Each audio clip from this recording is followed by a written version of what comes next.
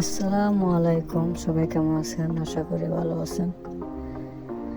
আজকে আমি আপনাদের দেখাবো সৌদি আরবের সবচেয়ে পুরনো গাড়ি। এরকম হাজারো গাড়ি আছে যেগুলা ব্যান হয়ে গেছে। এই গাড়িটা কত সালের মডেল এবং কি এটার নাম, কোন ব্র্যান্ডের গাড়ি, কেউ জেনে থাকলে অবশ্যই জানাবেন। দেখুন, এই গাড়িটা পুরোপুরি ব্যান হয়ে গেছে। এটা অনেক আগের মডেল। কেউ যদি জেনে থাকেন অবশ্যই কমেন্ট করবেন আর আমার ভিডিওটা লাইক করবেন।